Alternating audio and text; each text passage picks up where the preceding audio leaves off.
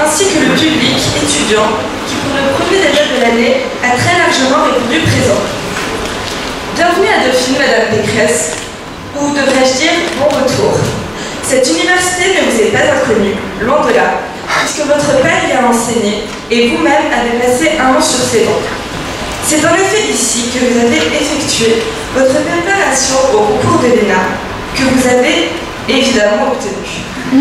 Évidemment, oui, car l'ENA apparaît n'être que la suite logique, un cursus irréprochable. Bachelier à l'âge de 16 ans, vous intégrez une classe préparatoire au lycée Sainte-Geneviève, comme tout le monde. Vous êtes ensuite admise à HEC, facile, dont vous sortirez major de promotion en 1988. Encore plus facile. Vous choisissez tout de même de poursuivre vos études à l'ENA, dont vous sortez cette fois seulement 2e, on vous pardonne. Plus sérieusement, on ne peut être qu'admiratif au vu de votre cursus scolaire. Il en va de même pour votre parcours politique que je vais maintenant présenter. Vous commencez donc votre carrière au Conseil d'État en tant qu'auditrice, mais ne quittez pas pour autant le milieu étudiant, puisque vous donnez en parallèle des cours de droit constitutionnel à HEC ainsi qu'à Sciences Po. Votre véritable entrée sur la scène politique se fait en 1997, lorsque vous choisissez de rejoindre, malgré les sollicitations de Lionel Jospin, l'équipe de Jacques Chirac. Vous devenez alors conseillère chargée des études de la prospective auprès de la présidence de la République française. Par la suite, vous vous lancez à votre tour dans l'arène électorale et vous remportez avec une grande majorité les élections législatives. Ainsi, vous devenez député des Yvelines sous la bannière de l'UMP. Vous occuperez ensuite simultanément le poste de secrétaire générale adjointe et conseillère régionale d'Île-de-France. Il vous faut néanmoins attendre 2007 pour obtenir votre première fonction ministérielle. Vous êtes alors nommé ministre de l'Enseignement supérieur et de la Recherche. En parallèle, vous êtes aussi élu député dans votre circonscription. Dès votre entrée au gouvernement, vous faites voter la loi sur l'autonomie des universités, qui est présentée comme l'une des principales réussites sous la présidence de Sarkozy. En 2010, petit ombre au tableau, votre parcours sans faute subit son premier échec. Vous êtes devancé par Jean-Paul Huchon lors des élections régionales en Île-de-France. Cependant, vous êtes nommé ministre du Budget et porte-parole du gouvernement. Alors qu'en 2012, l'UMP perd l'élection suprême, vous parvenez à consacrer votre siège de député lors des élections législatives. Vous devenez secrétaire général délégué de votre parti, alors déchiré par la guerre intestine entre François Fillon et Jean-François Copé. Quelques mois plus tard, l'affaire Big Malian éclate. Vous appelez alors votre parti à retrouver le chemin de la probité. Gagnant en influence, vous êtes désigné à l'unanimité candidat des Républicains pour les régionales de 2015. C'est ainsi que vous vous représentez aujourd'hui au seul poste auquel votre candidature ne porta pas ses fruits. Toutefois, rien ne semble impossible avec vous, comme le montre le rassemblement de ce dimanche 27 septembre, autour duquel vous avez réussi un tour de main que l'on pourrait qualifier des plus difficiles. Réunir Nicolas Sarkozy, Alain Juppé, Jean-François Copé et Bruno Le Maire dans un même lieu autour d'une même cause. Valérie, on est fiers de toi. Ce sont les mots mêmes du président des Républicains. En effet, votre parti place en vous l'espoir de faire passer l'Île-de-France à droite. Vous permettez aux Républicains de dépasser le PS dans les sondages, à la tête de la région depuis 17 ans. Force est de constater qu'après un parcours quasi sans faute, votre candidature provoque l'unanimité au sein même de votre parti. Pour une fois, le combat était à celui qui ferait le meilleur concurrent et non pas l'inverse. Néanmoins, même si vous avez déclaré que l'Île-de-France est votre kiff, vos adversaires politiques ont multiplié les accusations à votre égard récemment. Votre plainte contre X affiche une volonté de transparence et un souhait de compréhension du problème des tracts.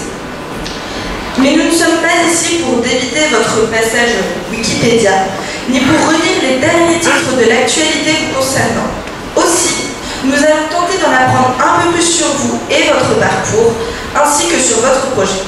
Je vais maintenant laisser la parole à mes camarades Vincent Balzac et Arthur Gauthier, chargés de vous interroger. Bonne soirée et bon débat à tous.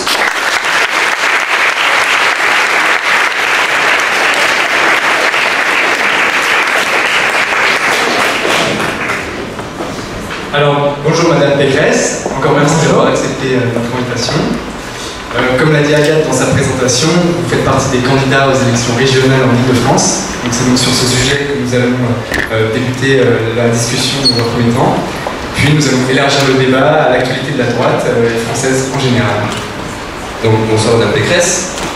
Pour entrer donc dans le vif du sujet, vous êtes donc candidate pour la deuxième fois aux élections régionales de l'Île-de-France, après votre défaite en 2010 face à Jean Coluchon.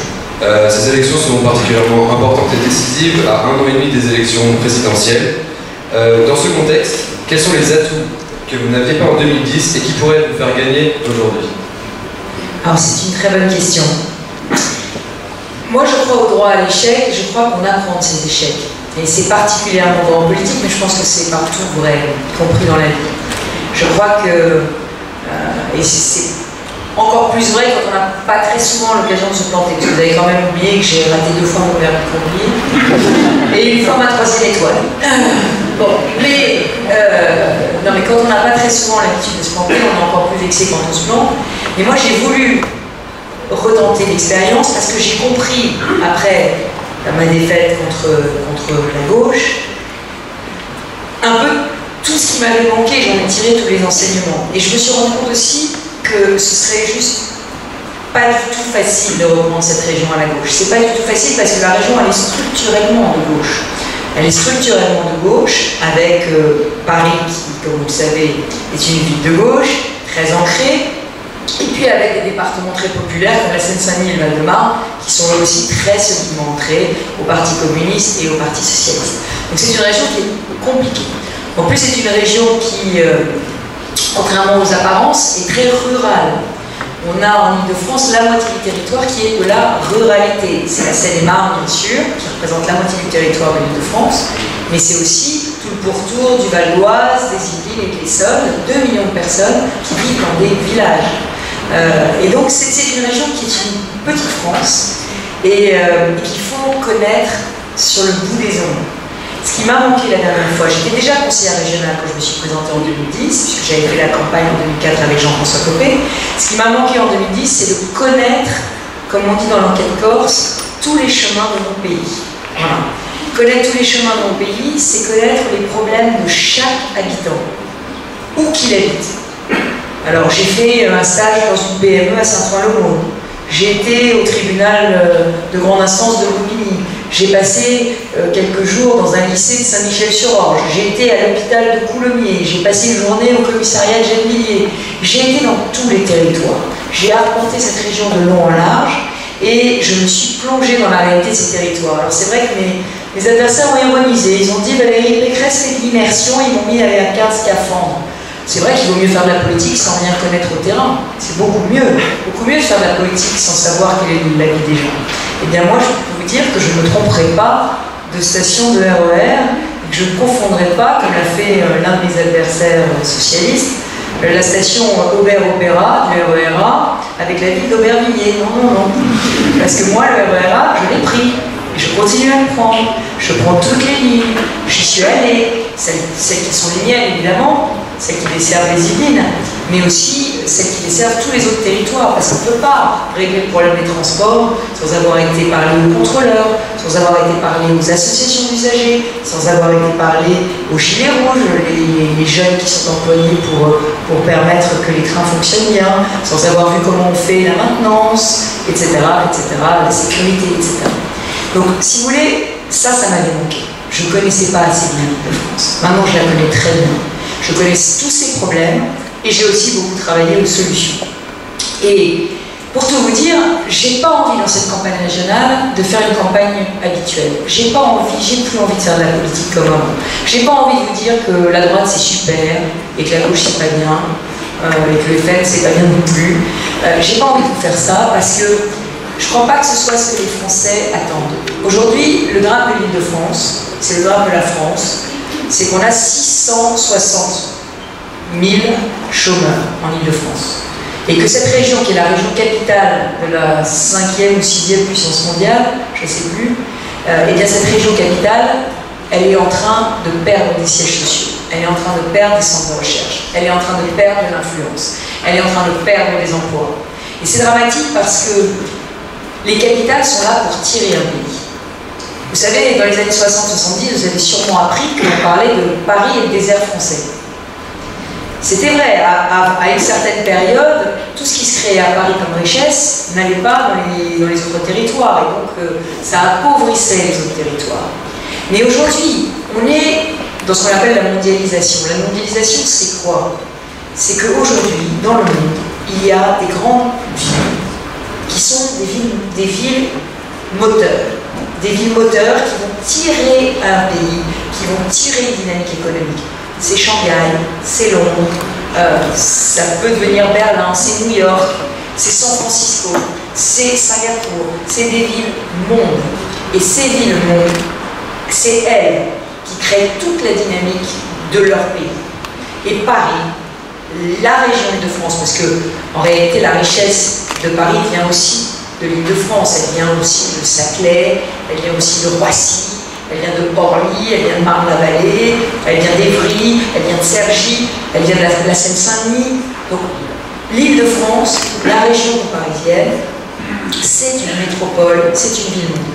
Et on doit absolument en tirer parti de tous ces atouts. Et moi, je crois que c'est un formidable gâchis, cette région. C'est un formidable gâchis parce qu'elle a eu des élus depuis 17 ans, plus exactement un élu, et elle risque d'en avoir d'autres, qui sont des élus à l'ancienne. Et quand je dis des élus à l'ancienne, c'est quoi un élu à l'ancienne? C'est un président de région qui se fait élire et qui prend l'argent de vos impôts et qui ensuite fait des chèques. C'est ça un élu à l'ancienne. Et bien moi, je ne veux pas être un élu à l'ancienne. Je veux renouer avec tout ce que j'ai appris à HEC, à Dauphine. Je veux être un président de région entrepreneur. Un président de région entrepreneur, c'est quelqu'un qui se dit, la région, c'est 11,5 milliards d'euros de vos impôts. Chers amis, parce que vous allez bientôt un jour en payer. Donc 11,5 milliards de vos impôts. D'ailleurs, si le travail étudiant est défiscalisé, je vous rappelle que c'est grâce à moi. C'est une bonne raison pour moi. Merci à tous d'être reconnaissants. Donc, 11,5 milliards de vos impôts. 11,5 milliards de vos impôts, il faut qu'ils soient bien dépensés. Et il ne faut plus qu'ils soient dépensés et gaspillés à payer tout et n'importe quoi, à faire des subventions à des associations sans queue ni tête, qui n'ont absolument rien à voir avec les priorités qui créent l'emploi. Et je veux créer l'emploi. En Île-de-France, ce sera ma priorité. Alors pardon, je me suis un peu éloignée, je commence à vous faire le programme de votre question parce qu'elle était importante. Ce qui m'a manqué, c'est la connaissance de la région. Ce qui m'a manqué, c'est des solutions concrètes pour résoudre les problèmes, parce que je ne connaissais pas assez bien la région, je n'avais pas assez travaillé. Et puis ce qui m'a manqué, c'est l'union de mon camp. Parce qu'en 2010, je peux vous dire qu'elle n'était pas faite, l'union de la droite. Et puis ce qui m'a manqué aussi, il faut bien le dire, c'est un contexte politique porteur. Aujourd'hui, il y a une envie formidable d'alternance. Il y a une envie aussi de changer la politique en France. Donc voilà, c'est toutes ces choses-là qui me manquent. Alors, vous parlez des dépenses, des impôts et du RER. Donc, nous allons aborder un des arguments majeurs de votre programme. Vous projetez un grand plan de rénovation des transports en Île-de-France. Vous affirmez même que toutes les normes de RER et de Transilien seront neuves et rénovées d'ici 2021 et que vous voulez 700 nouvelles rames dans la région. Alors, vaste projet, n'est-ce pas? Cependant, pour ce faire, il vous faudra engager plus de 4,5 milliards d'euros. Donc, pouvez-vous nous expliquer pourquoi ce projet va changer à ce point la vie des Franciliens et surtout, comment comptez-vous financer ce projet gargantuesque alors que l'endettement des collectivités bat déjà des records? Alors, pour tout vous dire, ça n'est qu'une toute petite partie émergée de l'iceberg, puisqu'en fait, notre projet pour l'Île-de-France, il est plus proche, enfin je vais le dévoiler demain, je vous demande s'il vous plaît de ne pas tweeter, mais demain, j'engage la révolution des transports. Le matériel roulant, c'est un des gros volets d'investissement de cette révolution, mais la révolution, elle va être tous azimuts. Alors ça veut dire quoi une révolution tous azimuts? Ça veut dire on rénove l'existant. Je ne sais pas comment vous venez à Dauphine, Mais j'imagine qu'un certain nombre d'entre vous prennent le métro. Bon, la ligne, ça va. Le métro, ça va à peu près, sauf la ligne 13. Mais le métro, ça va à peu près dans Paris. En revanche, le vrai sujet, c'est les RER et les trains. Les RER et les trains, c'est une cata absolue. Et c'est le fruit d'un sous-investissement de 30 ans. Alors, on ne va pas dire s'il faut blâmer la droite, la gauche, le gouvernement, la région. Ça fait 10 ans que la région est en charge du transport. Elle est à gauche. C'est leur bilan, parce que j'y peux rien. S'ils ne voulaient pas assumer le bilan, ils n'avaient qu'à pas diriger la région. Donc c'est leur bilan. Il aurait fallu faire beaucoup plus pour la rénovation des transports. Et là, on est au pied du mur. Pourquoi on est au pied du mur?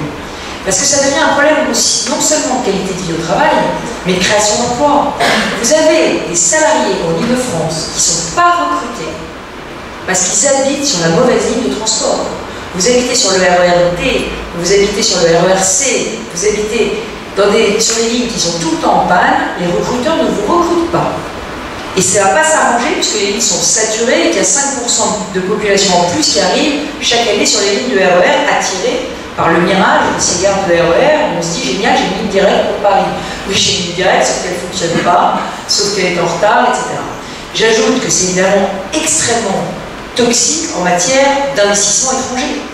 Parce que l'investisseur coréen, moi j'ai dîné quand j'étais ministre de la Recherche un jour à Matignon avec le président de la Corée. Et il me dit, on est venu avec une délégation d'entrepreneurs et il y avait une grève le jour où ils sont venus. Il y avait une grève des taxis.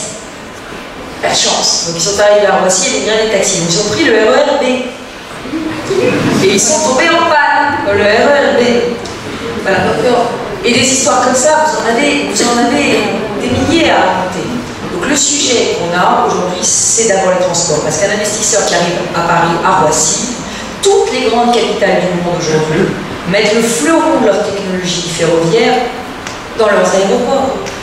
Même des pays comme la Russie, il fallait 2 heures pour faire Sheremetyevo-Moscou, etc. Ils se mettent à faire, ils ont fait un Sheremetyevo Express. Le Japon, la Suède, Londres, tout le monde est aujourd'hui, Shanghai, a un fleuron technologique, une liaison directe avec les aéroports. Aujourd'hui, on a un vrai problème de transport. Donc il faut qu'on rénove l'existant, il faut qu'on investisse sur de nouvelles lignes. Et les deux, on doit les faire ensemble. Parce qu'on ne désaturera pas les lignes existantes, même si on les rénove, si on ne construit pas d'autres lignes. Et de ce point de vue, la révolution des transports, c'est aussi arrêter de faire que des lignes qui vont à Paris. Parce que quand vous habitez, mettons, allez, soyons fous, Versailles, et que vous voulez aller à Orly, vous êtes quasiment obligé de passer par la gare Montparnasse. Donc c'est absolument absurde, en transport en commun, j'entends. Et c'est même pareil si vous habitez Mantes-la-Jolie et que vous devez aller à Versailles. Vous n'avez pas Mantes-la-Jolie, Versailles, vous n'en avez quasiment pas. Il faut faire Mantes-la-Jolie, Paris, Paris, Versailles. Donc tout ça est absurde. Donc on a besoin de faire des liaisons banlieue, de façon à ce qu'on puisse aider tout le monde et en plus dépolluer Paris. Parce qu'aujourd'hui, le grand sujet, c'est la pollution de l'air à Paris. Mais la pollution de l'air à Paris, elle est due à quoi? Elle est due à ce que toutes les routes mènent à Paris et qu'il faut traverser Paris pour faire le tour de l'Île-de-France quasiment. On n'a pas bouclé les routes et on a les embouteillages à peu près partout. Donc, rénovation existante, nouvelle ligne, 1000 bus de plus en grande couronne pour tous ceux qui ne sont pas desservis, qui sont complètement oubliés. Et puis on rompt le tabou des routes. Parce que quand la gauche a gagné en 98, il y a 17 ans, la région, elle a gagné sur une opposition un peu noir et blanc. La droite, c'est la bagnole, les routes et la pollution. Nous, on est les écologistes, les transports en commun et les petits oiseaux. Et les vélos. Bon, ça c'était en 97 du siècle d'avant. Maintenant, aujourd'hui, on est en 2015 du siècle d'après. Et je pense qu'il faut qu'on regarde la route différemment. Je pense qu'il faut qu'on soit un peu visionnaire sur cette notion de route. La route, avant, c'était un piège à pollution parce qu'on y faisait rouler des véhicules bruyants et polluants. En 2030, demain, si on se met dans la logique d'être vraiment visionnaire, on pourra faire rouler sur la route des véhicules décarbonés, silencieux et non polluants. Et si on se met dans cette dynamique-là, la route n'est plus un piège à pollution, la route c'est un chemin. Et moi je suis désolée, je vous le dis, j'investirai dans des chemins. Parce que les chemins, c'est important pour se déplacer. Donc je veux qu'on arrête ce tabou de l'investissement routier, et je ferai des voies spécifiques sur les routes, non pas pour y faire rouler plus de vieilles bagnoles diesel polluantes, mais pour y faire rouler des bus électriques, des bus au gaz de ville, des bus dépolluants, avec des vrais RER autoroutiers. C'est-à-dire qu'on prend soit la bande d'arrêt d'urgence, soit on élargit une voie et on fait rouler des bus directs. Alors j'ai vu que M. Macron, dont tout le monde se demande encore ce qu'il fait au gouvernement, puisqu'il n'en partage absolument aucune des options, M. Macron a quand même fait une chose dans sa loi, soi-disant géniale, Macron 1, sa petite loi Macron 1. Il a fait un truc de bien, c'est qu'il a libéralisé les autocars. Donc il a redonné leur lettre de bonne noblesse aux vieux bus d'antan. Parce que c'est plus les vieux bus d'antan. Et parce que là, vous voyez, ce matin, j'étais à Vaucresson en train de voir les futurs bus électriques qui vont arriver dans Paris pour la COP 21, les bus Bolloré.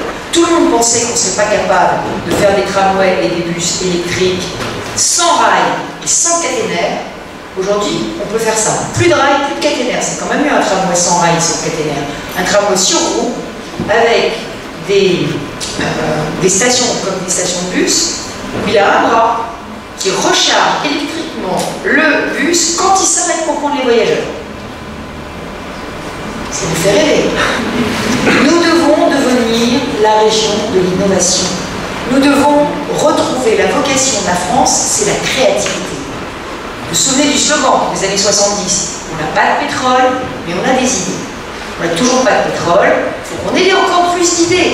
Et le sujet, c'est comment est-ce qu'on réveille cette Île-de-France créative.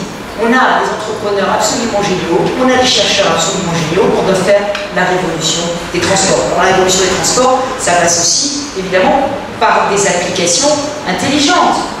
On a quand même inventé Blablacar. On est fort pour l'administration, mais on a quand même réussi une super success story de covoiturage. Mais on peut en faire bien d'autres. Aujourd'hui, est-ce que vous savez qu'un quart des bouchons dans Paris, un quart des voitures qui aujourd'hui circulent au moment où je vous parle dans Paris, cherchent une place. Un quart cherchent une place de stationnement. Ça veut dire que si on fait, si certains d'entre vous aiment l'informatique, si on fait une application iPhone d'optimisation de l'utilisation des places de parking, qui quand vous êtes devant Dauphine, vous dit voilà la place de parking la plus proche, et bien vous sortez potentiellement 25% des voitures de la rue. Si on est encore plus ambitieux et encore plus imaginatif, et qu'on se dit que tous les locataires ou les propriétaires de ces immeubles-là, ils ont des parkings en sous-sol, et que le matin ils partent travailler, que donc leurs parkings sont libres, et que, c'est la technique Airbnb, ils auront peut-être envie de les louer à l'heure ou à la journée à des gens qui, eux, viennent à Dauphine étudier. On fait une autre appli, iPhone, qui s'appelle j'utilistonparking.com, et on fait des échanges de parking. Et on fait un abonnement et on loue les parkings. Ça fait des revenus complémentaires pour les gens de la rue Flandrin qui ont, à mon avis, très envie d'avoir quelques petits sous en plus pour payer leurs impôts. Et en même temps, ça permet aux jeunes dauphinois d'avoir peut-être la possibilité de venir en voiture ou en scooter, ou je ne sais où, si Madame Hidalgo n'interdit pas les scooters dans Paris. Mais tout ça, voilà. Vous voyez, donc je veux mettre l'imagination au pouvoir. Alors vous m'avez dit comment je paie. Important comment je paie. Et bien je vais dire un gros mot. On va faire des économies. Mais des vraies économies. Et moi la semaine prochaine, je vais annoncer un plan de plusieurs centaines de millions d'économies sur la région. Alors ça va être assez facile, parce que la région Île-de-France a cette particularité de dépenser totalement à tort et à travers depuis 17 ans. Nous sommes propriétaires, tenez-vous bien, restez assis, de 5 hôtels particuliers dans Paris. 5 hôtels particuliers, dans le 7e arrondissement. Et comme ça n'est pas très logeable pour les fonctionnaires, on a été obligé de louer tout autour des milliers de mètres carrés de bureaux dans lesquels travaillent les fonctionnaires de la région, toujours dans le 7e arrondissement de Paris. Ça nous coûte 26 millions d'euros de loyer, en plus de notre parc immobilier de 250 millions d'euros. Voilà, 26 millions d'euros. Alors quand j'ai dit à Jean-Paul Huchon et à la majorité de gauche, quand même, gaspiller 26 millions d'euros en loyer, alors qu'on est propriétaire, je parle devant des gestionnaires, de 250 millions de patrimoine, il y a un cas à faire pour Dauphine. Un cas de contrôle de gestion, je réforme le conseil régional, comment je fais des économies, je vous le préparais pour la rentrée. 250 millions. Donc qu'est-ce que j'ai dit? J'ai dit, avec toujours 26 millions d'euros de loyer, c'est quand même énorme. Et il m'a dit, mais Madame Pécresse, on a 5 milliards de budget à dépenser chaque année, plus 6 milliards et demi pour le transport, 11 milliards et demi, 25 millions. C'est l'épaisseur du trait. Vous n'allez pas m'embêter avec 25 millions. Alors pour ceux qui suivent, je dirais que 25 millions, hein, c'est potentiellement la formation de, allez, à 10 000 € l'année, il faudrait que je calcule. Bon, moi j'ai pas non plus ma calculette, mais vous imaginez le nombre de personnes qu'on pourrait mettre en formation, le nombre de chômeurs qu'on pourrait mettre en formation avec ces 25 millions d'euros par an. Donc 25 millions d'euros. Alors j'ai dit, alors il m'a dit, ne vous inquiétez pas, nous avons trouvé des locaux pas chers rue du Bac. Alors ce jour-là, je me suis dit, heureusement qu'il est de gauche. Parce que si une présidente de région de droite avait dit qu'elle avait trouvé des locaux pas chers rue du Bac, c'était pas le petit journal, hein, c'était le Canard enchaîné. Hein. Et pendant 3 semaines. Alors je lui ai dit, des locaux pas chers rue du Bac, président, mais je suis désolée, les habitants de Villejuif et du Crémer-Bicêtre, ils ne savaient pas qu'ils existaient, sinon ils auraient sans doute logé leur famille. Et puis après, je me suis renseignée pour savoir c'était quoi ces locaux pas chers rue du Bac. Et je me suis rendu compte que c'était les locaux Louis Vuitton du Bon Marché. Parce qu'il y a un immeuble à côté du Bon Marché, et nous sommes maintenant locataires de l'immeuble du Bon Marché, Louis Vuitton.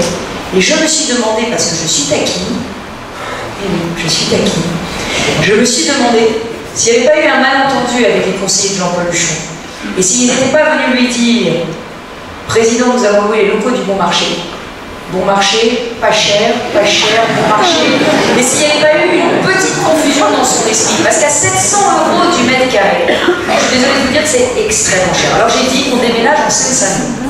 Alors la Seine-Saint-Denis, c'est intéressant parce que mon adversaire socialiste, il vient de la Seine-Saint-Denis. Il en est très fier. Il dit partout, moi je viens de la Seine-Saint-Denis, pas des Yvelines. Bon.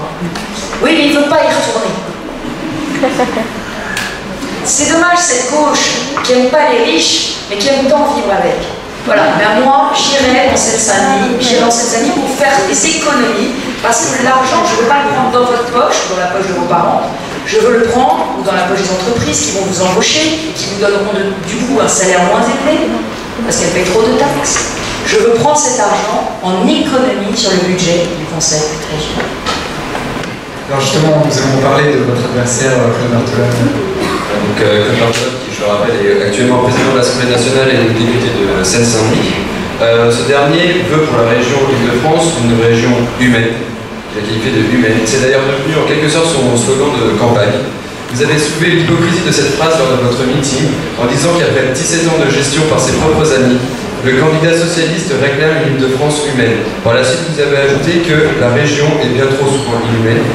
Puis vous concluez, mais à qui la faute? Après 17 ans de gouvernance de Jean-Paul Huchon, dans quelle mesure Claude Barthelone est-il pour vous tout aussi responsable de ce bilan que vous jugez mauvais? Alors, pour vous faire sourire encore une fois, il ne faut pas se priver dans la vie.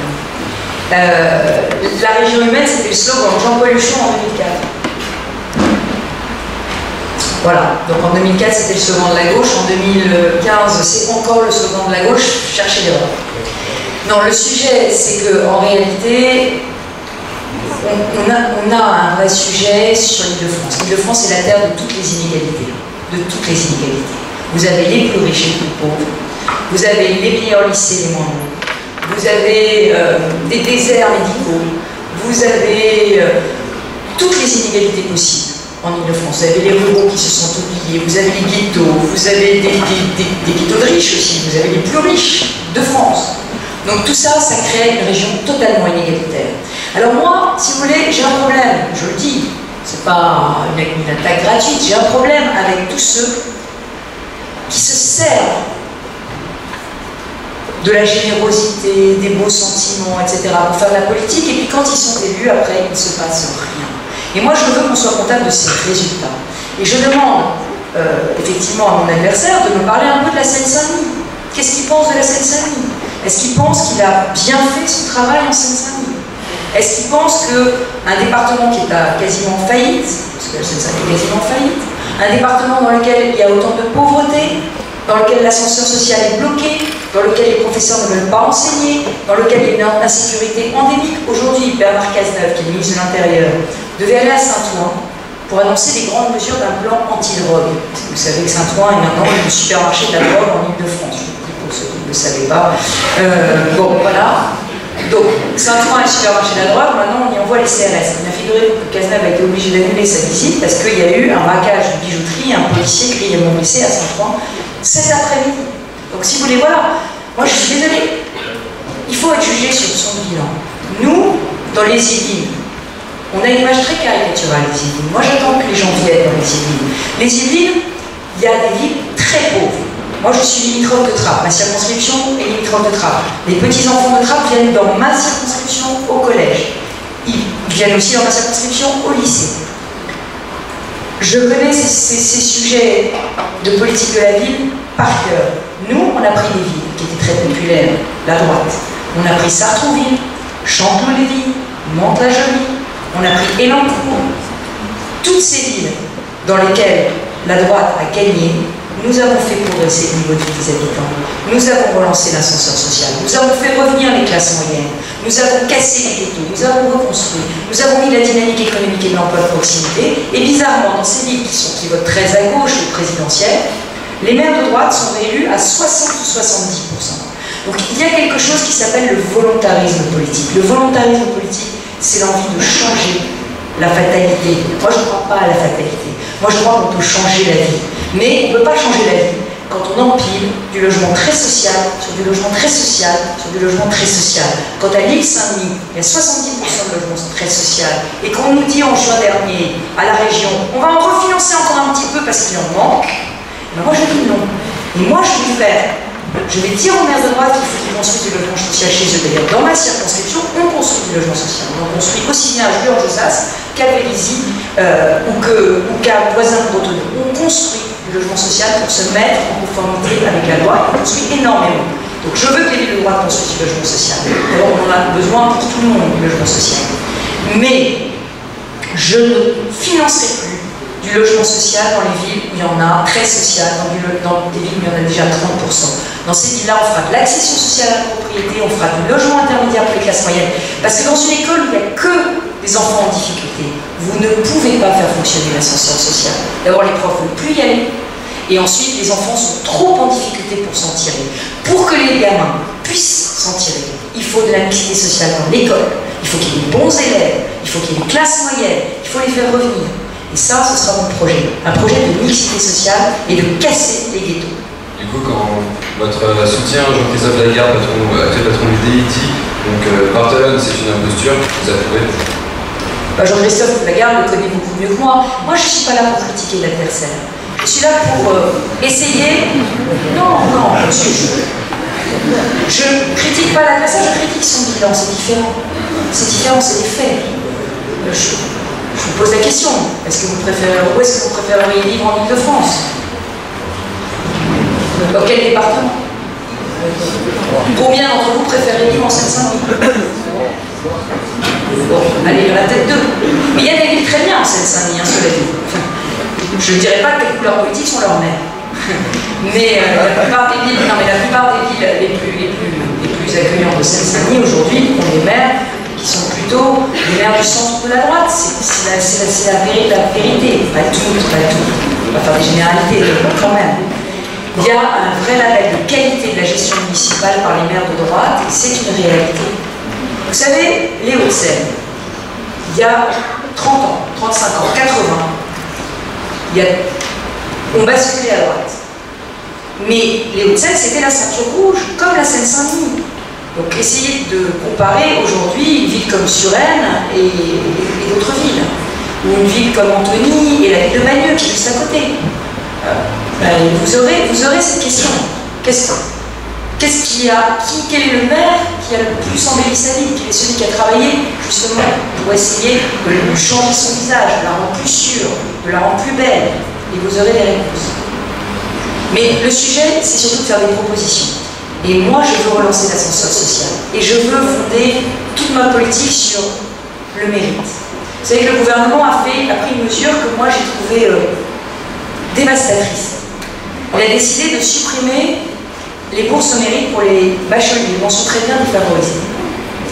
Alors les bourses au mérite pour les bacheliers, mention très bien défavorisés, c'est une bourse de 200 € par mois, pas grand chose quand même, 200 €, qui se rajoutait à la bourse sur critères sociaux que vous touchez si vous êtes un jeune défavorisé. C'était 200 € de plus. C'était un tout petit signal. Alors je ne dis pas ça parce que c'est moi qui les avais augmentés, c'est Lionel Jospin qui les avait créés. Lionel Jospin les avait créés, mais comme il y a de plus en plus de bacheliers mention très bien, je ne peux pas dévaloriser ceux d'entre vous qui ont une mention très bien, mais à mon âge, à l'âge du franc, comme dirait ma fille, à mon âge, à ma génération, il y avait 1% de bacheliers mention très bien, aujourd'hui il y a 10% de bacheliers mention très bien. Mais je ne peux pas adhérer au discours de Najat Vallaud-Belkacem qui dit qu'il y a trop de bacheliers mention très bien, on ne peut plus payer. Parce que 10%, c'est pas beaucoup quand même. Et puis il faut se mettre dans la peau des parents. Un enfant qui a le bac avec mention très bien, c'est non seulement la fierté de sa famille, mais c'est la fierté de son lycée et c'est la fierté de son quartier. Et moi, je vous invite à réfléchir. Imaginez-vous dans une banlieue populaire. Imaginez les contre-modèles que vous avez quand vous êtes un élève studieux, qui bosse, qui suit les cours, qui a décidé de réussir par l'école. Imaginez les contre-modèles. Et imaginez que vous avez mention très bien. Et imaginez que la République, qui jusqu'à présent disait c'est génial, tu as une mention très bien, tu auras 200 € de plus, parce que tu as une mention très bien, elle vous dit ah bah non, vous êtes trop nombreux là les amis, on ne peut pas payer. Donc, on va payer pour tout le monde la même chose. Parce que la mention très bien, elle ne veut rien dire. Bah si, elle veut dire quelque chose. Et je n'ai pas accepté non plus quand elle a dit, la ministre a dit, de toute façon, ils ont mention très bien, ils réussiront de toutes les façons dans la vie, donc on n'a pas besoin de bourse au mérite. C'est pas vrai. C'est pas vrai, parce que si vous êtes un jeune de Seine-Saint-Denis ou si vous êtes un jeune du fin fond de la Seine-et-Marne et que vous voulez venir faire une classe prépa, eh bien elle n'est pas en Seine-et-Marne et elle n'est pas en Seine-Saint-Denis. Le grand lycée, il est dans Paris, intramuros, peut-être un petit peu à l'extérieur, mais il n'y en a pas beaucoup. Et s'il veut faire Dauphine, il fait comment? Il va faire 2 heures de transport par jour? Comment il va payer la piole? Le sujet, c'est la chambre étudiante à Paris, c'est très cher. Donc les 200 €, ça permet aussi de réaliser ses rêves. Et bien moi, je veux une jeunesse qui puisse réaliser ses rêves si elle travaille, si elle fait des efforts, si elle le mérite, et que la République et la région lui donnent les moyens. Donc je rétablirai au niveau régional les bourses au mérite pour les bacheliers défavorisés, on s'en très bien, je le dis, c'est qu'une mesure, et elle est très symbolique de ce que je veux faire pour la jeunesse. Et je pense que c'est très important d'avoir des vrais modèles en banlieue, et que ces modèles, ce soient les mômes qui bossent, et pas ceux qui tiennent les murs. Alors on va changer un peu de sujet et remonter sur un autre élément que dont vous avez parlé lors de votre meeting à Nogent-sur-Marne. Vous aviez dit que si vous étiez élu, vous resteriez en place tout au long de votre mandat, peu importe le poste que l'on pourra vous proposer. Dans le cas où l'un de vos confrères des Républicains gagnerait les élections présidentielles et que ce dernier vous proposerait Matignon, est-ce que vous y renonceriez? Il faut que vous compreniez que il faut arrêter de faire de la politique avec, en permanence, l'obsession du cumul des mandats, l'obsession du mandat d'après, l'obsession du marchepied, etc.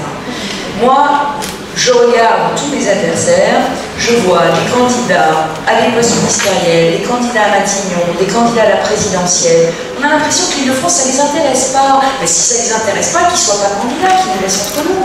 Moi, ça m'intéresse. C'est pour ça que j'avais dit l'Île-de-France, c'est mon kiff, parce que c'est ce que me disait en rigolant un de mes fils. Mais le sujet, il est simple. C'est que vous avez besoin d'hommes et de femmes politiques qui se donnent à plein temps. Si je veux faire la révolution du transport, si je veux réformer la formation professionnelle pour qu'enfin les formations correspondent aux emplois, parce que c'est ça le problème. Non seulement on a 660 000 chômeurs en Île-de-France, 25% déjà de chômage, et on n'a pas de formation dans des métiers qui en demandent, comme par exemple tous les métiers du numérique. Xavier Niel a été obligé de créer le 42 parce qu'on n'avait pas de formation au métier du numérique. C'est normal? C'est pas normal. 600 millions d'euros de la dépense de formation professionnelle à la région. Et ils ne financent pas les métiers qu'il faut. Ils ont arrêté toutes les formations en langues étrangères. C'est intelligent. Dans une région qui reçoit des millions de touristes, c'est intelligent qu'on ne parle pas les langues. Bon, donc le sujet, il est là. Si je veux faire tout ça, si je veux casser les ghettos, si je veux refaire fonctionner l'ascenseur social, si je veux rénover les lycées, si je veux financer des programmes universitaires et de recherche pour nous faire la capitale du luxe, la capitale des industries culturelles de demain, la capitale du biomédical, la capitale des systèmes embarqués, la capitale de l'aéronautique, la capitale de l'automobile du futur, si je veux faire tout ça, la maison de demain, si je veux faire tout ça, d'abord il faut que je sois à plein temps. Donc tous ceux qui vous disent je resterai député, déjà votez pas pour eux. Député c'est un mi-temps. Donc ça veut dire que si les mecs vous disent je veux rester député, ça veut dire déjà vous êtes en train de voter pour un type qui sera à mi-temps. Il sera à mi-temps. Votez pas pour quelqu'un qui est à mi-temps. Il faut voter pour quelqu'un qui vous dit je ne ferai que ça. Et puis il faut aussi qu'il prenne l'engagement de rester 6 ans. Parce que tout ce dont je vous parle, tout le projet que je vais développer, ça prend des années à voir le jour. Rien que déménager la région, ça va prendre au moins 1 an ou 2 ans. Faire des transports, une ligne de métro, c'est 10 ans.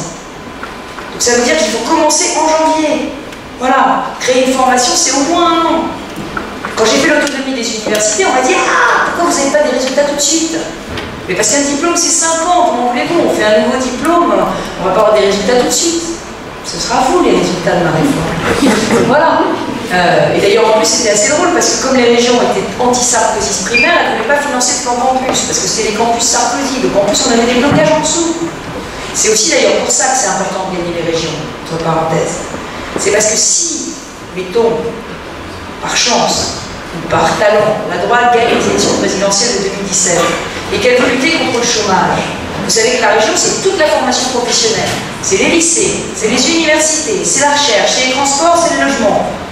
Essayez d'inverser la courbe du chômage si vous n'avez pas ces leviers-là. C'est ce qui nous est arrivé quand on était au gouvernement. On n'avait aucun levier locaux. Les mairies étaient à gauche, et les départements étaient majoritairement à gauche, et toutes les régions étaient à gauche. Donc on travaillait, on faisait des réformes, et puis ça ne suivait pas en dessous, parce qu'ils n'avaient pas intérêt à ce que ça marche. Donc il faut avoir des régions qui soient des vrais soutiens d'une politique gouvernementale pour l'emploi. C'est très important, sinon on réussira pas. Alors, on a trouvé ça dans les réserves du petit journal. Donc 100% région, je l'ai compris, ni candidat à la présidentielle, ni ministre. Je reprends. Pas de souci. Donc on a trouvé ça dans les réserves du petit journal. Durant la campagne des régionales de 2010, vous vous étiez comparé à la gagnante de Secret Story. En pronostiquant la même victoire qu'elle, je cite, Émilie a gagné Secret Story, nous on va gagner l'Île-de-France. Malheureusement, le destin et les suffrages n'ont pas confirmé cette hypothèse. Rassurez-vous, on ne va pas vous demander vos intuitions concernant la finale de Secret Story 9 qui se déroule en ce moment. Mais comme il faut bien envisager le meilleur comme le pire, en cas d'échec, comment voyez-vous votre futur en politique? Écoutez, à 2 mois du scrutin, je ne me projette pas du tout dans un scénario d'échec. Mais moi, je fais de la politique à l'impulsion et à l'envie. Et la seule chose que je sais, c'est que le jour où j'aurai plus envie d'en faire, j'arrêterai d'en faire. Je ne supporte pas l'idée qu'aujourd'hui, les hommes politiques de notre pays, ils fassent de la politique à vie. Et ils soient candidats à tous les mandats pour rester en politique jusqu'à des âges absolument canoniques. Aujourd'hui, notre pays est en train de mourir de ça. Moi, je vous le dis, en 2017, j'aurai 50 ans. Un âge qui vous paraît canonique, un âge qui me paraît extrêmement jeune, maintenant que je l'atteins. Et à 50 ans, on peut envisager une autre vie. Et moi, j'en ai assez. L'opposition, j'en aurais fait 5 ans, j'en ai fait 6 ans à la région, enfin 12 ans d'ailleurs en réalité, 12 ans à la région. L'opposition, c'est pas mon truc. Critiquer le gouvernement en essayant désespérément de faire passer des projets et me faire systématiquement envoyer dans mes buts à chaque fois qu'on propose quelque chose, parce que c'est ça aujourd'hui la France. La France, c'est vous êtes politiquement minoritaire, vous avez politiquement le droit de vous taire. Enfin, vous avez le droit de parler, mais vous n'avez rien le droit de faire. Ben moi, je n'en peux plus. Voilà, je n'en peux plus, j'ai envie de faire, j'ai envie de construire, j'ai envie d'agir. Donc soit les électeurs me font confiance, ils me donnent mandat pour agir maintenant, en 2015, soit ils donnent mandat à la droite en 2017 d'agir et de construire, auquel cas peut-être quand même je resterai en politique pour aider le gouvernement en 2017. Et si on nous dit, voilà, 2015, Madame Pécresse, on n'a pas de vous, 2017, la droite n'en veut pas de vous, en 2017, j'irai faire autre chose. J'irai faire autre chose parce que j'ai plein d'énergie en moi, comme vous pouvez le constater, et qu'il y a plein de choses utiles à faire dans le monde. Il n'y a pas que la politique utile. Et si les Français ne veulent pas qu'on vienne sauver le pays, j'irai sauver le monde autrement. Très bien. Alors, laissons un peu de côté le plan régional pour s'intéresser à des questions qui cristallisent les tensions dans l'opinion. De la crise en Syrie aux propos de Nadine Morano, en passant par la politique de François Hollande, des sujets qui ont dépassé nombreux et nous espérons que les réponses le sont aussi. Pour commencer, donc, on va s'intéresser à l'accueil des réfugiés syriens. Anne Hidalgo, dans le cadre de la mairie de Paris, a pris en charge depuis juin 1450 migrants et souhaite ouvrir 7 nouveaux centres d'hébergement à Paris et dans les Hauts-de-Seine pour accueillir au total 450 personnes de plus. Que pensez-vous de cette initiative? Vous avez aussi critiqué le fait que les réfugiés soient prioritaires pour accéder aux logements sociaux en Île-de-France, mais sans cela, où loger les 24 000 nouveaux réfugiés que la France doit accueillir conformément au plan de répartition élaboré par la Commission européenne? D'abord, sur cette affaire des réfugiés syriens, je tiens à vous dire que j'ai été la première à tirer le signal d'alarme. J'ai tiré le signal d'alarme il y a plus d'un an, en juin 2014. En juin 2014, parce qu'il se trouve que dans le cadre de mes nombreuses visites de l'Île-de-France, j'étais au Pôle emploi de Sarcelles. Et au Pôle emploi de Sarcelles, on m'a dit, avant de quitter le Pôle emploi, il y a quand même un endroit où il faut passer à Sarcelles. C'est l'église assyro-chaldéenne de Sarcelles, qui est un monument incroyable, et qui est à Sarcelles. Parce qu'il y a une communauté assyro-chaldéenne. Les assyro-chaldéens, c'est des Irakiens, c'est des Turcs, c'est des chrétiens d'Orient. Et j'arrive dans cette église assyro-chaldéenne en juin 2014, alors que personne ne se souciait de ce qui se passait ni en Irak ni en Syrie, et je tombe sur des gens en larmes, des familles en larmes, parce que c'était le jour de la prise de Mossoul. Donc Mossoul venait d'être pris par Daesh. Et moi, je tombe sur cette actualité. J'étais à milieu de ça. Je savais qu'il se passait quelque chose, mais personne n'en parlait. Et donc, je tombe sur cette actualité.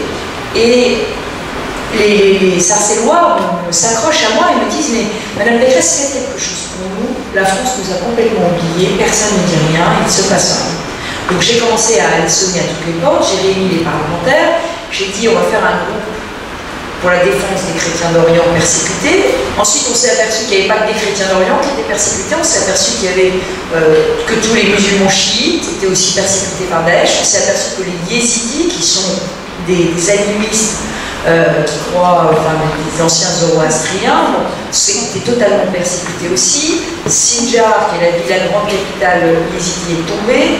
Bref, je vous la fais courte, on s'est aperçu qu'il y avait un grand drame, une espèce de génocide qui est en train de se produire en Syrie, en Irak. Et donc, j'ai convaincu François Fillon qu'il fallait que nous nous y rendions. Donc, nous sommes partis en Irak, au Kurdistan irakien, dans les camps de réfugiés, en août 2014, avant même que François Hollande s'y intéresse et y aille. Et on est allé voir ce qui se passait. Et on est revenu. Et on a, j'allais dire sonner le tocsin, on a mobilisé toutes les communes pour l'aide aux réfugiés, on a organisé les plans d'aide d'urgence, on a organisé l'accueil des réfugiés syriens et irakiens en France, et les mairies ont commencé à le faire. Tout ça bien avant que la Commission européenne nous en parle, veuille nous en donner, que Mme Hidalgo s'en soucie, etc. Donc, sans faire beaucoup de bruit, mais avec beaucoup de mairies, y compris républicaines, paradoxalement, nous avons organisé l'accueil, et sans trier, évidemment, les gens selon leur confession, en prenant tous ceux qui arrivaient, qui étaient des réfugiés politiques et des réfugiés de guerre. Et c'est la vocation de la France d'accueillir les réfugiés. Et c'est le rôle universel de la France de les accueillir.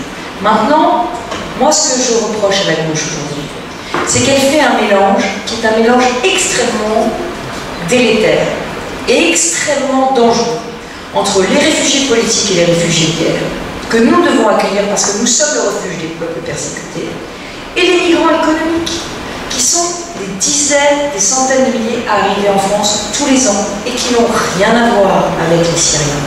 Rien à voir. Les premiers demandeurs d'asile l'année dernière, c'était des Bosniaques et des Albanais. Je suis désolée de vous dire qu'aujourd'hui, la situation est pacifiée en Bosnie et en Albanie. De la même façon, nous avons un grand mouvement de migrants qui vient du sud, qui vient d'Afrique subsaharienne, et des personnes qui disent qu'ils sont demandeurs d'asile, mais qui en réalité sont des réfugiés, qui sont des migrants économiques qui viennent chercher un emploi en France. Alors on peut, ça c'est la gauche, considérer qu'on peut tous les accueillir. C'est la politique d'Anne Hidalgo, on va tous les accueillir, il faut qu'on se mette en position de tous accueillir.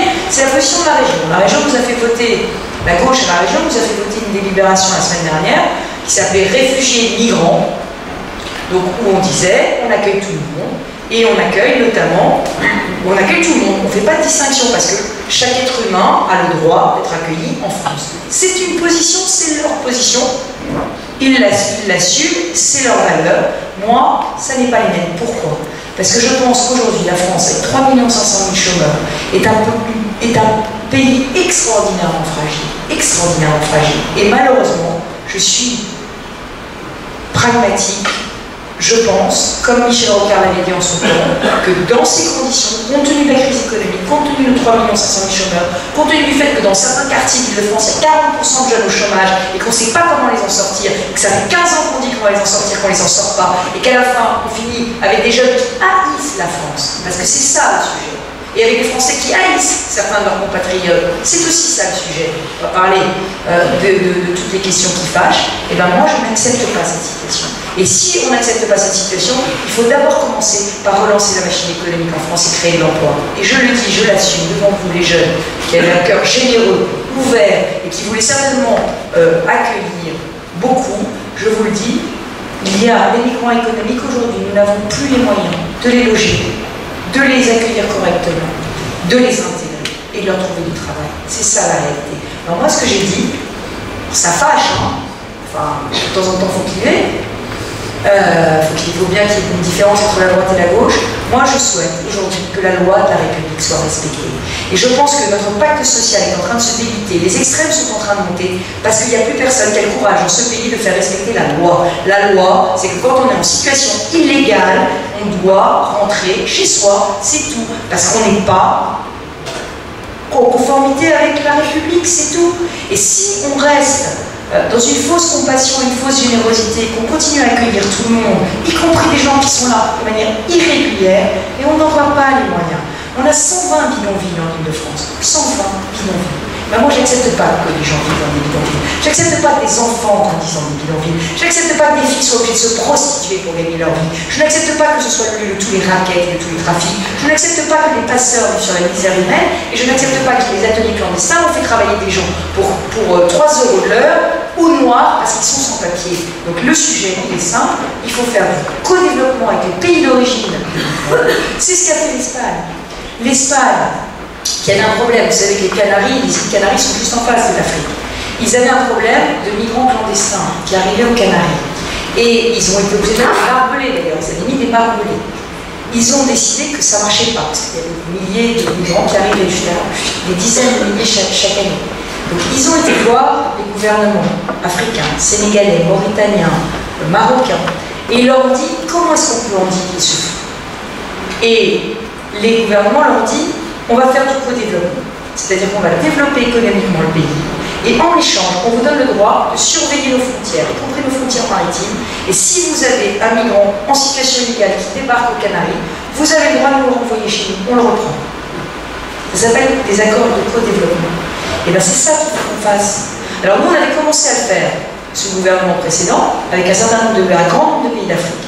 Quand la gauche est arrivée, elle a dit on arrête tout, parce que c'est pas moral de conditionner l'aide au développement au fait qu'il n'y ait pas de migrants. Et je suis désolée, si c'est moral, parce qu'on a 3 500 000 chômeurs. Si on était dans la situation de l'Allemagne, où il y a une population active qui diminue, l'Allemagne a une population active qui diminue, ils ont besoin d'immigration, d'immigration économique. Ils ne sont pas du tout dans la même situation que la France. L'Allemagne a besoin d'immigration économique. C'est normal qu'elle n'ait pas la même politique économique. Mais l'Allemagne, c'est quand même un pays où on applique la loi. Et quand quelqu'un est sous le coup d'un arrêté de reconduite à la frontière parce qu'il est en situation irrégulière en Allemagne, il y a 70% des arrêtés de reconduite qui sont exécutés. C'est-à-dire que 70% des gens qui doivent être reconduits sont reconduits. Nous, en France, un débouté du droit d'asile, il y en a 1% qui rentre chez nous. 1%. Alors je suis désolée, ça ne peut pas aller, ça ne peut pas fonctionner comme ça. Voilà. Voilà ma position sur les migrants. Et sur la question du logement prioritaire, C'est simple. Il y a de l'hébergement d'urgence, de l'hébergement temporaire. C'est dans les structures d'hébergement temporaire qu'on doit accueillir les réfugiés. On a des dizaines de milliers de Franciliens qui attendent un logement, qui sont à la rue. Ils attendent un logement depuis des années. Je ne vois pas pourquoi le fait d'être réfugié donnerait un coup de fil, un passe-droit. Oui à l'hébergement. Oui à l'hébergement dans des conditions d'humanité, de dignité et des conditions humanitaires, mais non au droit au logement prioritaire, parce que sinon vous allez faire exploser le pays. Vous allez faire exploser le pays parce qu'il y a des personnes qui sont en ultra-précarité qui l'attendent ce logement, mais depuis des années. Donc le sujet, c'est surtout de construire en Île-de-France, et c'est pour ça que je vais être un président qui construit du logement. Parce que cette crise du logement, elle est endémique, et vous allez la vivre. Vous allez la vivre parce que réussir à décohabiter quand on est jeune, alors bon, vous êtes pédophile, vous allez avoir un bon salaire à la sortie, mais vos copains qui font peut-être des moins bonnes études que vous, peut-être qu'à 25 ou 30 ans, ils sont encore chez leurs parents parce qu'ils n'arriveront pas à louer un appartement en Île-de-France. Donc ce sujet de la crise du logement, elle est très importante. Il faut construire, il faut faire baisser les prix du logement, et c'est quand on aura résolu cette crise du logement qu'on pourra accueillir plus de monde. Alors, on va changer un peu de sujet, mais parler de clivage, alors parler d'actualité, c'est bien sûr parler de Nadine Morano en ce moment, qu'elle a beaucoup fait parler ces derniers temps. Elle a particulièrement fait parler les ténors des Républicains, qui ont dû tour à tour blâmer et parfois justifier ses propos. Ces propos qui étaient, je le rappelle, la France est un pays de race blanche. Alors Nadine Morano était tête de liste pour les régionales en Meurthe-et-Moselle, mais Nicolas Sarkozy, en tant que président des Républicains, a choisi de l'en retirer. Nous voulions avoir votre opinion sur cette élection et la légitimité de Mme Morano au sein de votre parti. Nadine Morano a-t-elle encore sa place dans vos rangs et peut-on lui retirer son investiture sans l'exclure du parti? Moi, je crois qu'on doit laisser à Nadine la possibilité de s'excuser de ce qu'elle a dit et de prendre conscience de la gravité de ses propos. Moi, je l'ai dit, la France, ça n'est pas une race, c'est une nation. Et une nation, c'est bien différent. Une nation, c'est des personnes qui viennent de tous les horizons, qui décident de vivre ensemble et de respecter les mêmes lois. Le sujet aujourd'hui, c'est le respect de la loi de la République. Et c'est un sujet majeur, l'autorité de l'État et le respect des lois. Par contre, vous dire qu'il n'y a pas de nation française solide sans beaucoup d'autorité à la tête de l'État. Et moi, ce qui me gêne, c'est qu'il n'y a plus cette autorité à la tête de l'État et que tout le monde n'est plus obligé de respecter la loi. Et ça, à mon avis, c'est le vrai sujet qui fait que notre pacte national aujourd'hui est fragilisé. Donc j'ai dit ce que j'avais à dire sur ces propos. Je pense que je les ai condamnés. Maintenant, je pense que... je pense pas... j'ai rien d'autre à dire. Vous pensez qu'elle a droit à une seconde chance, peut-être? Je crois qu'elle doit prendre conscience de la gravité de ce qu'elle a dit, et je pense que nous allons réussir à lui faire prendre conscience de la gravité de ce qu'elle a dit.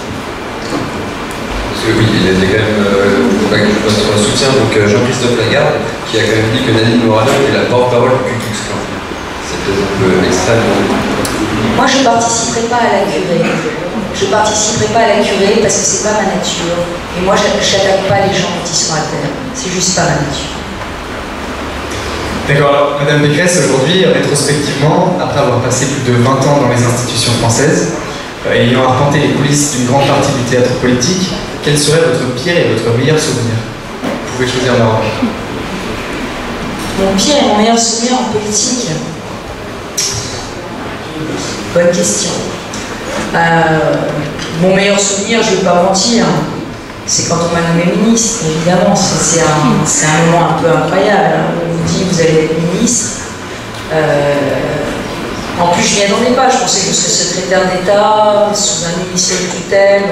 Et on me confie en plus la mère des réformes, la réforme que je voulais absolument faire. Parce que moi, vous savez, je suis députée du plateau de Saclay, c'est-à-dire députée de l'université de Saclay, qui est mon bébé, que j'ai contribué à faire naître, à créer le rassemblement des grandes écoles du plateau avec l'université d'Orsay, le CNRS, le CEA, ce qui va être demain le MIT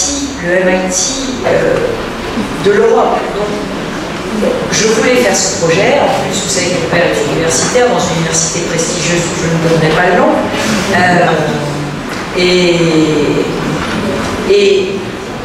Et donc, je voulais faire cette réforme. Parce que ce qui a été fait à Dauphine est un modèle de ce qu'il faut faire pour l'université française.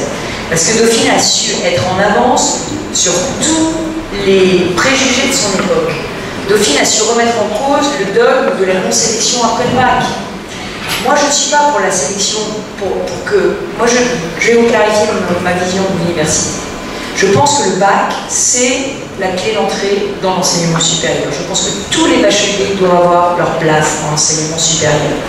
Mais je pense aussi que tous les bacheliers ne peuvent pas réussir dans n'importe quelle formation.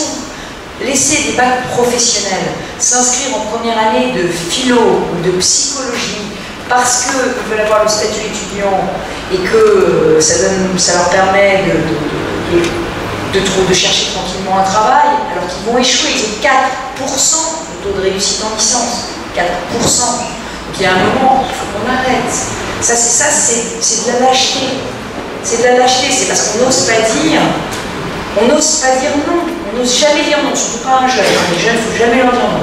Remarquez, cela dit, moi j'ai dit non à des jeunes, j'ai 9 points de mouvement, 9 points de grève. Bon. Mais non, le sujet c'est qu'il faut absolument qu'on ait le courage de dire ça. Et Dauphine a eu ce courage-là. Alors après, il faut ouvrir des formations pour les bacheliers les plus fragiles et leur permettre de réussir leurs études. Mais ça peut vouloir dire faire des licences en 4 ans. Ça peut vouloir dire aussi faire des filières courtes en BTS, en IUT et les faire revenir vers les licences. Tout ça c'est possible. Et ça ne veut pas dire, moi je veux des passerelles. Je veux une France où on arrête d'avoir la diplômite aiguë, où tout n'est pas joué parce qu'à 17 ans, on a eu une mention au bac. Parce que vous avez réussi, vous étiez scolaire. Moi, j'ai réussi, j'étais scolaire. On est les produits du système. Vous êtes jeune, vous êtes idéaliste. Vous devez être anti-système. Vous devez être anti-système dans le sens que vous devez défendre une France où on peut réussir à tous les âges de la vie. Où on peut se révéler à tous les âges de la vie. Où on peut avoir des accidents de parcours, où rien ne doit être décidé à l'adolescence, qui est le moment où on se cherche, et on ne s'est pas toujours trouvé. Donc ça, c'est un vrai sujet.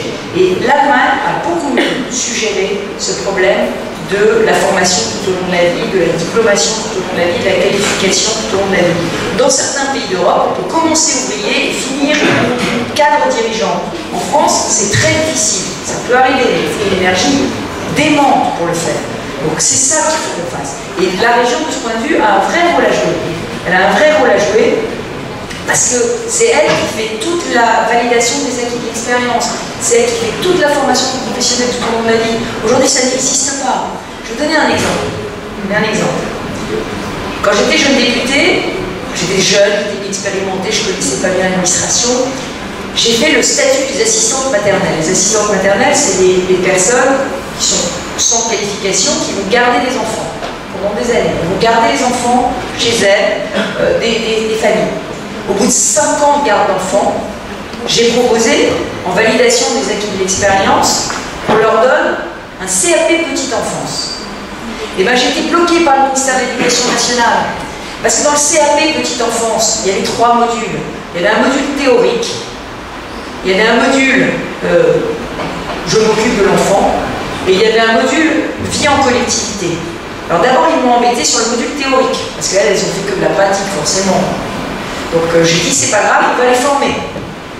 Donc alors évidemment, j'avais toutes les assistantes maternelles qui étaient furieuses, parce que les formations, c'était leur apprendre à changer les couches, leur apprendre à faire un biberon, ça c'est déjà 5 ans qu'elles gardaient les enfants, ou 10 ans. Donc elles disaient, le module théorique, vous êtes gentils, mais enfin franchement, plus besoin, je l'ai déjà fait. On leur a dit, c'est pas grave, on va vous former, module théorique. Ensuite, le module pratique, elle l'avait forcément, ça faisait quand même déjà 5 ans qu'elle gardait les enfants sous la surveillance des conseils généraux, des conseils départementaux. Elles étaient quand même bonnes pour s'occuper des enfants. Et puis, il y avait le module vie en collectivité. Et ça, ils n'ont jamais voulu leur donner. Donc, on a des femmes qui ont gardé les enfants pendant 5 ans, pendant 10 ans. Si un jour elles veulent travailler en crèche, on leur dit, vous n'avez pas le CAP petite enfance, ah, vous ne pouvez pas travailler en crèche.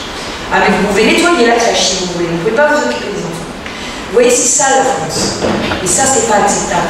Parce qu'on doit pouvoir apprendre à l'école de la vie. Et si on n'accepte pas ça, eh bien on aura un pays à 2 vitesses.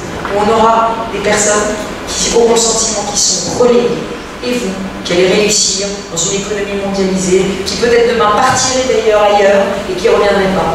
Donc c'est pas normal. Et ça, c'est pas mon pays, c'est pas la France. Et c'est ça qu'on peut changer avec la région. On en a fini avec les questions larges. Maintenant, on va procéder à un petit jeu. Nous allons vous donner le nom d'une personnalité et ce sera à vous de la qualifier avec un seul adjectif. Le premier de la liste est Claude Barthelon. Joker. Ensuite, Nicolas Sarkozy. Là, je peux pas sortir 2 fois le Joker. Nicolas Sarkozy, c'est l'énergie. Alain Juppé. C'est la sagesse. Ensuite, Myriam El Khomri, la nouvelle ministre du Travail. C'est une forme d'engagement. Non. Oui, non, mais c'est une femme engagée. C'est une femme qui a envie de faire, je pense. Et le dernier, Dominique Strauss-Kahn.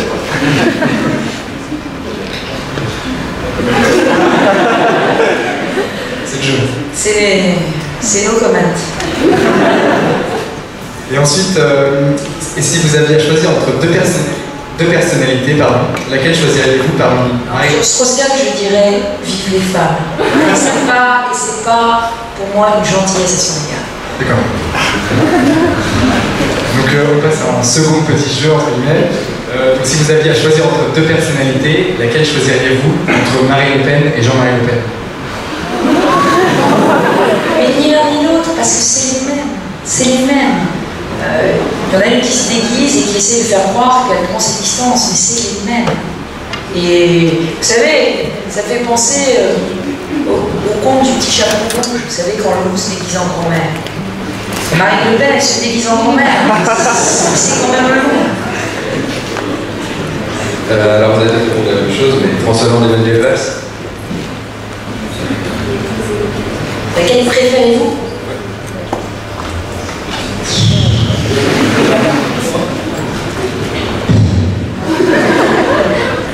Mais enfin, ils sont tous les deux ensemble. Enfin, je veux dire, c'est un couple. Moi, je ne peux pas préférer un couple à un autre. Si Manuel Valls pense que François Hollande fait une mauvaise politique, il ne faut pas seulement qu'il le dise, il faut qu'il le prouve. Donc pour l'instant, pour moi, leurs sorts sont indissolublement liés. Et moi, vous savez, j'en peux plus de la politique, on ne fait que parler. Je vous l'ai dit, j'ai envie d'agir. Je veux de la politique par la preuve. Moi, j'adore quand on me dit ah, Emmanuel Macron, il est formidable. Mais qu'est-ce qu'il a fait, Emmanuel Macron? Il est contre les 35 heures. Il est pour le contrat de travail unique. Il est pour le relèvement des seuils sociaux. Il est contre le statut de la fonction publique. C'est tous les amendements que la droite a déposés sur la loi Macron. Alors, il n'avait qu'à prendre ses responsabilités, il n'avait qu'à assumer. Moi, je supporte que c'est une forme de duplicité. Et les Français ne comprennent pas, et moi, je ne comprends plus, et j'en ai assez. Je veux dire, ils ont, à un moment donné, ils ont dit, ah, il y a un esprit du 11 janvier. Alors, l'esprit du 11 janvier, c'était, on va faire l'Union nationale. Mais l'Union nationale, c'est, tu votes ce que je te dis de voter, et tu te tais. Bah, on ne peut pas accepter l'Union nationale comme ça. L'Union nationale, c'est on se met dans une salle, on réfléchit à l'état de la France, on réfléchit aux vraies solutions, finalement, un certain nombre à être d'accord en réalité, de M. Macron à un certain nombre de gens de la droite. Sauf que cette Union nationale, elle n'existe pas parce que la gauche n'est pas capable de réformer le pays, c'est tout. Elle parle, mais elle ne fait pas. Sur la réforme territoriale, vous avez dit que vous allez faire un choc de simplification. Ah bah il est beau le choc de simplification. En Ile-de-France, pour ceux qui ont un tout petit peu étudié la carte, il y a des communes, des territoires qui remplacent les intercommunalités, les départements, maintenant la métropole, qui va faire 4 départements, et la région, 5 niveaux d'administration. Alors c'est pas le choc de simplification, c'est le choc de complexification. Alors moi je ne peux plus accepter que le politique, qu'il soit de droite ou qu'il soit de gauche, parce qu'on a notre part, hein, nous aussi, on a dit qu'on allait supprimer 35 heures, on les a pas supprimés. C'est plus supportable que le politique dise des choses et qu'il ne les fasse pas. Alors vous allez me dire, comment est-ce que vous prouvez que vous, ce que vous promettez, vous allez le faire? Eh bien, j'ai pas d'argument pour vous le prouver. J'ai aucun argument. Je ne vais pas vous dire, croyez-moi, regardez-moi dans les yeux. Cahuzac a essayé, ça ne marche plus. Donc ne me regardez pas dans les yeux. Mais le seul argument que je peux vous donner, le seul, et c'est très sincère, c'est que j'ai donc vous le savez maintenant, 48 ans, et que dans 6 ans, à la fin de mon mandat régional, si je suis élu, j'en aurai 54. Et croyez-le ou non, mais personne n'a envie de prendre sa retraite à 54 ans. Et donc je suis obligée d'avoir des résultats. Si je n'ai pas de résultats dans 6 ans, vous me renverrez dans mes foyers, m'occuper de mes petits-enfants. J'espère que j'aurai d'ici là. Et donc voilà, donc le sujet c'est simple. Pour moi, c'est un sujet, c'est ma vie qui est en jeu.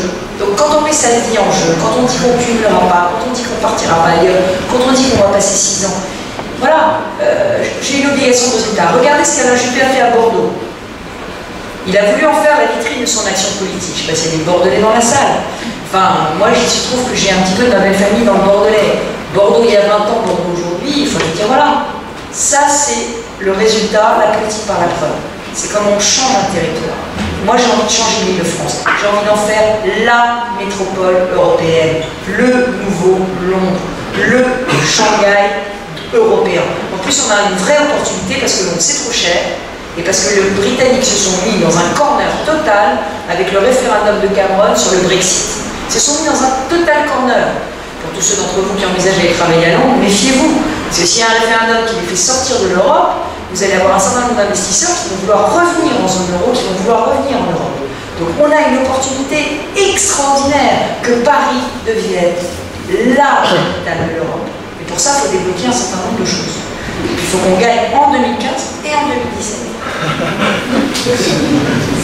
Alors, un dernier choix, si vous permettez. Nous avons vu que vous aviez tweeté pour la victoire du PSG hier soir. Êtes-vous plutôt Ibrahimovic ou Cavani? On va dire qu'Ibrahimovic marque plus de buts, non? D'accord, ce serait Ibrahimovic. Pardon? Ce serait Ibrahimovic alors. Écoutez, j'étais hier au parc et je dois avouer qu'il est quand même assez impressionnant. Il se prend un peu pour le carré de son hypoténuse. C'est drôle parce que j'étais au parc avec un élu de Saint-Germain-en-Laye qui était allé voir l'entraînement. Et alors il avait dit bon courage à Zlatan, parce que vous savez que Paris-Saint-Germain, c'est Saint-Germain-en-Laye. Ça ne peut échapper à personne. Donc c'est les Yvelines, chez moi. Et j'étais avec le maire de Saint-Germain-en-Laye qui est donc allé les voir à l'entraînement et qui me dit qu'il avait dit à Zlatan bon courage. Et Zlatan lui avait dit facile.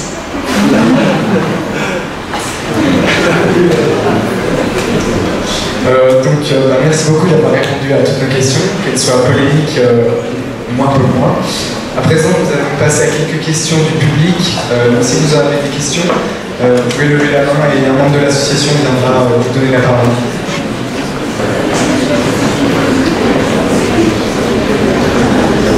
Ne soyez pas timide.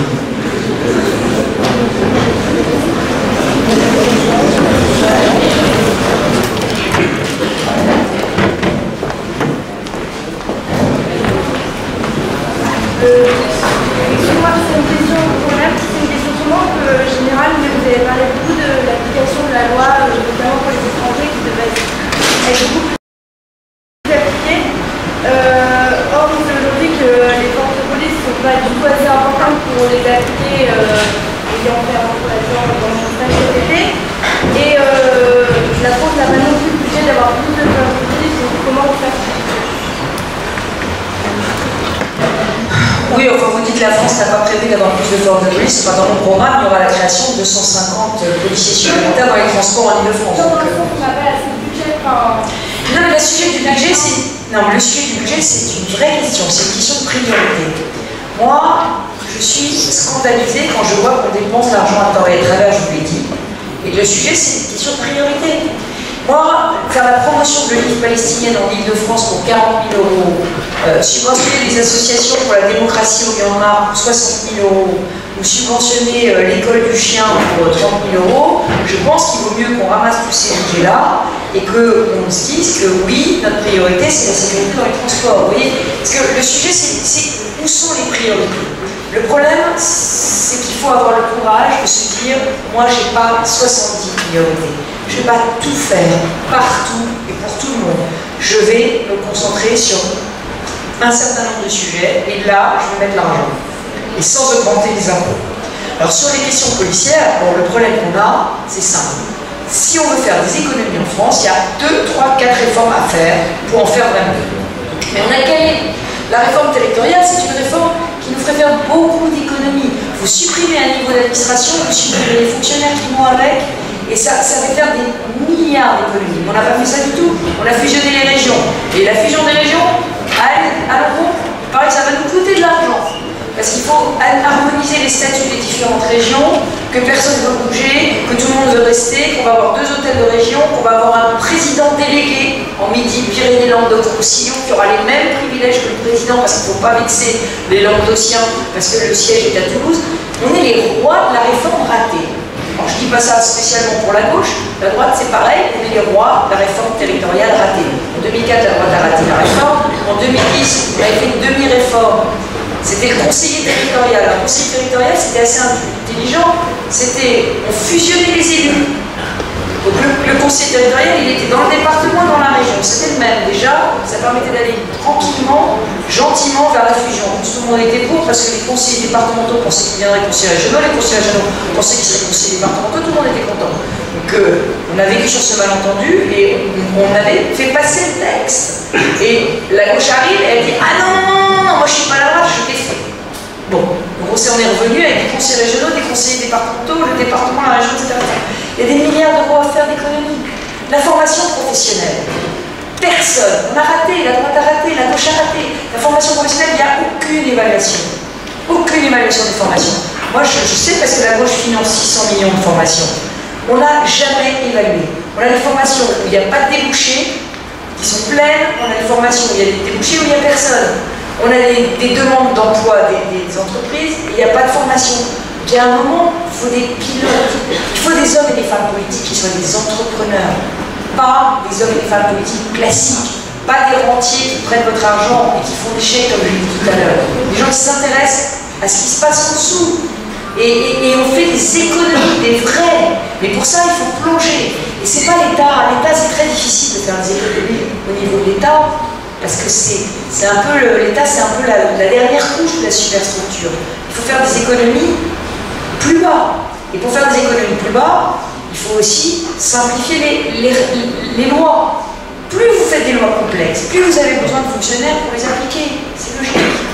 Donc le sujet aussi, le choc de simplification, c'était une idée géniale de Hollande. On va tout simplifier. Sauf que on l'attend, quoi. Donc le problème, c'est la différence entre la parole politique et la réalité. Oui, on a besoin de plus de forces de police. Peut-être des polices municipales, d'ailleurs, pas forcément des polices nationales. Peut-être des forces de sécurité privées qu'on ferait bosser avec les polices municipales. On a besoin de plus de sécurité. Et vous savez que Sarkozy a dit que son grand regret quand il était président, ça avait été de supprimer les postes de policiers.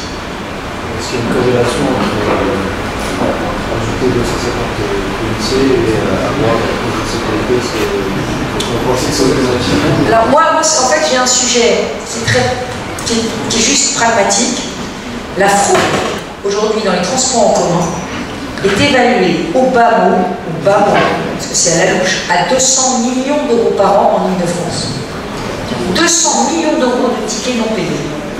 C'est 5% des recettes tarifaires, à mon avis c'est plus. 200 millions de tickets non payés. Donc à un moment donné, si vous ne mettez pas des contrôleurs pour faire respecter, alors le problème, c'est que non seulement les tickets ne sont pas payés, mais quand on chope les gens d'infraction, ils donnent des faux noms et des fausses adresses. Et comme ils ne sont pas obligés d'avoir leur carte d'identité sur eux, les contrôleurs ne peuvent pas les surveiller.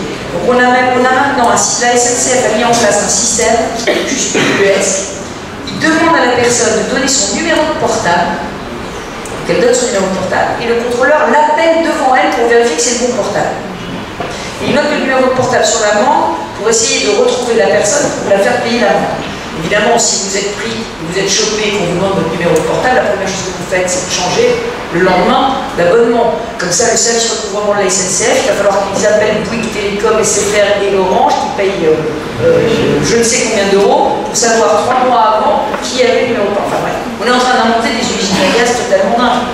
Donc moi j'ai dit, il faudrait juste qu'on demande que la carte d'identité soit obligatoire dans les transports, comme le permis de conduire est obligatoire dans les voitures. D'ailleurs, les amendes automobiles, elles sont payées. Hein.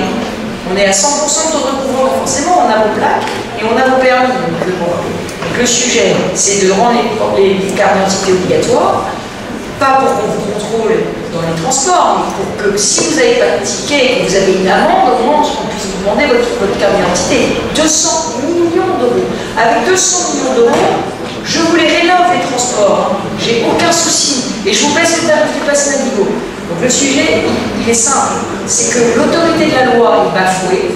Il y a des gens qui payent et des gens qui ne payent pas. Moi, je ne sais pas si vous avez pris les transports et si vous payez, mais je peux vous dire une seule chose. Il y a 2 jours, j'étais dans le métro. Et oui, ça arrive à des gens très bien. J'étais dans le métro et j'ai vu une dame avec un type qui se collait à elle pour passer dans le portique avec elle. Et la fille, elle était tellement exaspérée qu'elle lui a donné un énorme coup de coude pour se dégager, pour pas qu'il passe avec elle dans le tourniquet. Elle était assez courageuse parce que le type, il était assez baraqué, il était jeune, elle peut se prendre un coup. Mais la fille, on sentait qu'elle n'en pouvait plus de payer pour les fraudeurs. Donc vous voyez, on est dans un pays qui est très fragile. C'est pour ça que je parle d'autorité de la loi. C'est parce qu'on est dans un pays qui est très fragile, où les gens qui payent, les gens qui travaillent, les gens qui payent des impôts, ils n'en peuvent plus de payer pour des gens qui ne payent pas. Et c'est ça, aujourd'hui, qu'il faut qu'on réalise. C'est le message de la droite. Le message de la droite, ça doit être celui-là. Ça doit être d'être républicain, d'être généreux, d'être humaniste, mais en même temps d'être très ferme sur les principes. D'accord, je vous remercie. Je pense qu'on va s'arrêter là pour aujourd'hui. Nous espérons que vous avez apprécié le débat. Alors j'ai une mesure pour les jeunes dont je ne vous ai pas parlé. Non, j'ai un sujet, je voudrais parler d'un dernier sujet. Pour l'emploi des jeunes. Vous avez un vrai problème en matière d'emploi des jeunes et en matière de sécurité routière qui est le permis de conduire. Le permis de conduire en Ile-de-France, c'est une arnaque, c'est trop cher. C'est trop cher, et donc moi je me suis dit, et puis il y a donc des dizaines de milliers, voire même des centaines de milliers de Français qui roulent sans permis, et la moitié au moins des Français, des 600 000 Français qui roulent sans permis ne l'a jamais passé. Ne l'a jamais passé, soit parce que c'est trop cher, soit parce que c'est trop compliqué. Il faut se mettre aussi dans la situation de jeunes qui, contrairement à vous, n'ont pas eu une mention très bien en bac. Et une mention. Donc le sujet, c'est le permis de conduire. C'est un énorme sujet. C'est un énorme sujet pour l'emploi des jeunes, parce que vous savez, en Ile-de-France, on a 660 000 chômeurs, mais on a aussi des dizaines de milliers d'emplois non pourvus. Des dizaines de milliers d'emplois non pourvus. Et souvent parce que les jeunes n'ont pas de permis. Qui ne peuvent pas aller en grande couronne parce qu'on a besoin du permis dans cet emploi-là. Donc qu'est-ce qu'on fait? Moi je veux qu'on passe le code au lycée. Pourquoi le code? Parce que c'est ce qu'il y a de plus difficile. Et c'est ça qui fait louper. Aujourd'hui le code est devenu très difficile. Je ne suis même pas sûre que j'arriverai à l'avoir aujourd'hui. Donc, comment on fait? Il faut trouver l'argent. Il faut trouver l'argent. Et on ne peut pas augmenter les impôts, comme mademoiselle a très bien dit, on n'a plus d'argent. Donc comment on fait? J'ai eu l'idée en allant regarder ce que faisaient les autres pays. Les autres pays, ils vendent les numéros des plaques d'immatriculation. Tous les autres pays, la Belgique, la Suisse, l'Angleterre, l'Allemagne, les États-Unis, ils vendent les numéros. Et il se trouve que les automobilistes, j'ai découvert ça, adorent acheter des plaques personnalisées.